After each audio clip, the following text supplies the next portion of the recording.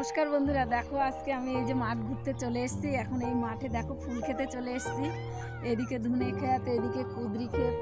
আমি এই সব এখন ফুল তুলে আমার বাড়িতে গোপাল আছে, গোপালের পুজো করবো বলে কিছু ফুল তুলে নিয়ে যাচ্ছি।